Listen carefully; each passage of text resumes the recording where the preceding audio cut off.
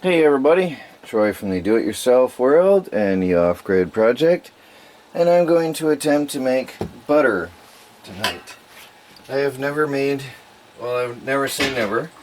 I have made butter before, just not out of my own goat's milk, excuse me. So got some condensation. I've got some milk in a pot. I'm going to make another batch of cheese. So I have milk that's been sitting for a period. Actually, I'm going to try to do this in a sink. Let's readjust here. The reason I want to do this in a sink is because I have more light here. Because the cream has come to the top of the container and I want to siphon it off. Look at how thick that's cream from the goat's milk. Then I've got a turkey baster. You can see how thick that cream is. I want to suck that cream right off the top of this. And that's what we're going to use to make butter with. One way you could do it, of course, is to put it in a pot and let it separate out for a couple days. Well, that's nice and thick cream. But since ours is already separated in the jar, I don't see a point in wasting any more time. And we need the jars empty because we're getting a gallon of milk every day. So we need to empty these jars. And I figured this was the easiest way to get the cream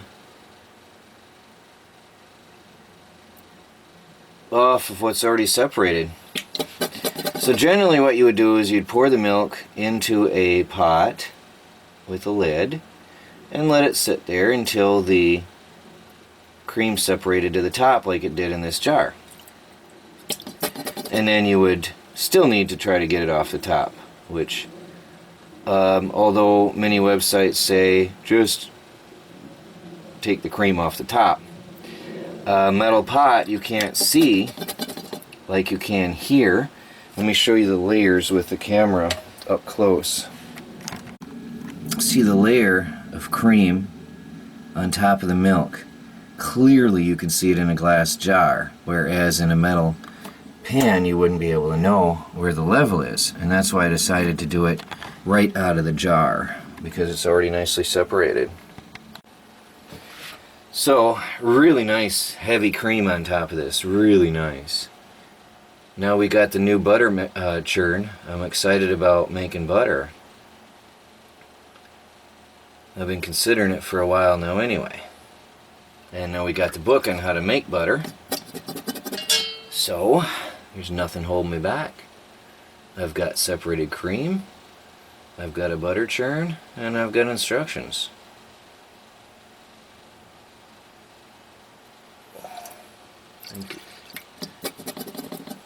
Get that last little bit.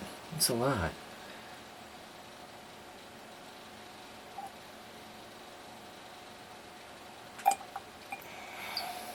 I think that's it.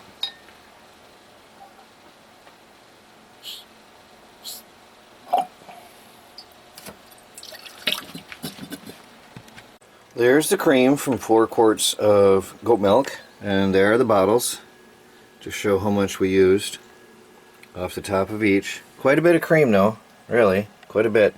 So now I'm going to wash the brand new butter churn, and we're going to put this in the butter churn and we're going to crank until we have butter. I have washed the butter churn, and now I'm going to pour in some heavy cream. I'm not sure how much this will take at one time. Maybe all. Yes. Ooh, just. Hopefully that'll work. Hopefully.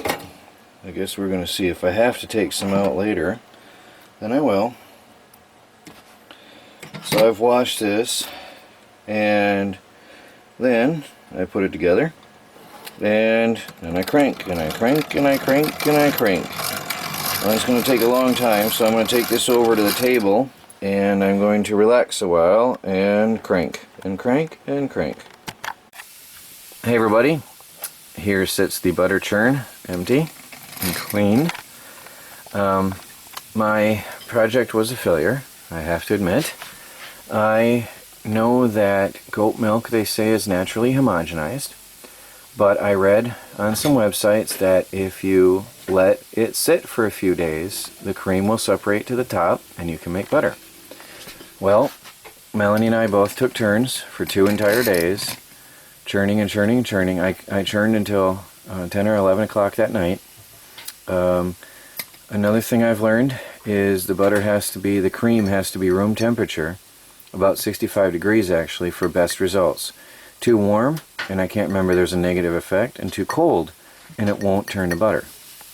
So, one thing, it took me hours to get it cooled off, although it was 100 degrees in the house. It took me hours to get the stuff cooled down to room temperature, which was ridiculous. But anyway, the funny thing is, the ironic thing is, the day before we took milk in a chilled thermos in a cooler to a picnic, and it spoiled. Isn't it ironic that then I had this out for days and or for hours, and it never got to room temperature? It's funny how that works. Well, anyway, so we tried for hours and hours that night.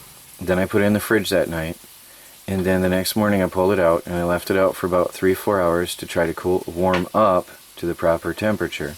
Then Melanie and I took turns for a long time, hours, half a day. I even emptied this down to halfway and to see if that would make any difference. Cranked for hours and nothing happened. There was some little white specks forming on the paddles, so there was tiny bits of cream turning to something, but it was a failure. And I just wanted to share my experience. Goat milk needs to be separated properly in order to make butter, so we have to get or make a separator. So anyway, I am not giving up. This is just one step in the process of learning. So thank you again for this beautiful device, which we will be using. Just want to be honest with y'all. Troy from the Do-It-Yourself World and the Off-Grid Project, out.